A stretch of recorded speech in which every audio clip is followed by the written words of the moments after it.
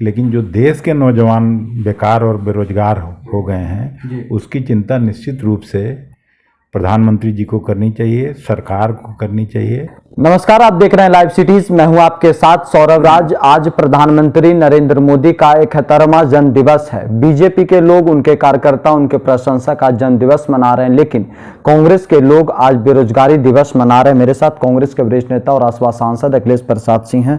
Sir, आज प्रधानमंत्री का जन्म दिवस है एक, और उन लोग पूरे धूमधाम से जन्म दिवस मना रहे हैं, आप लोग बेरोजगारी दिवस मना रहे हैं। सर देखिए, पहले तो प्रधानमंत्री जी को जन्मदिन की शुभकामनाएं जी, लेकिन साथ साथ ये भी देश के सामने आज सवाल खड़ा है कि उनके कार्यकाल में सबसे ज़्यादा बेरोजगारी बढ़ा जी, नौजवानों के रोजगार गए। कुछ तो उनके पॉलिसीज़ की वजह से, जो नोटबंदी आया, जीएसटी हुआ, और ये जो कोरोना काल में बहुत सारी नौकरियां चली गई जी।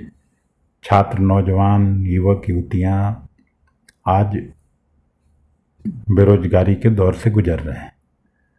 तो राजनीतिक तौर पर मैं नहीं कर रहा हूँ, ये निश्चित सवाल देश के सामने सबसे बड़ा है। सर, बीजेपी के प्रदेश अध्यक्ष संजय जायसवाल ने कहा है कि जब से मोदी जी प्रधानमंत्री बने, कांग्रेस के लोग बेरोजगार हो गए हैं। कांग्रेस के लोग बेरोजगार हो गए हैं, उनको इसमें खुश होना चाहिए जी। लेकिन जो देश के नौजवान बेकार और बेरोजगार हो गए हैं जी, उसकी चिंता निश्चित रूप से प्रधानमंत्री जी को करनी चाहिए, सरकार को करनी चाहिए, और ये बड़ा सवाल है। सर, केंद्रीय मंत्री पशुपति कुमार पारस ने कहा है कि मोदी जी भगवान के दूसरे रूप हैं। इतिहास में, भारत के इतिहास से पहली बार कोई ऐसा प्रधानमंत्री, मजबूत प्रधानमंत्री बना है। अब इस तरह के बेतुका बयान पर मैं नहीं समझता हूँ कि कोई प्रतिक्रिया दिया जा सके, और प्रधानमंत्री जी को खुद सोचना चाहिए कि कैसे कैसे मंत्रिमंडल में उन्होंने लोगों को बनाया है। किसान भी आज सर दिल्ली में देखिए कि विरोध प्रदर्शन में शामिल हो गए। आज एक तरफ जन्मदिन मोदी जी मना रहे हैं, दूसरी तरफ पंजाब के, हरियाणा के किसान दिल्ली में प्रदर्शन कर रहे हैं।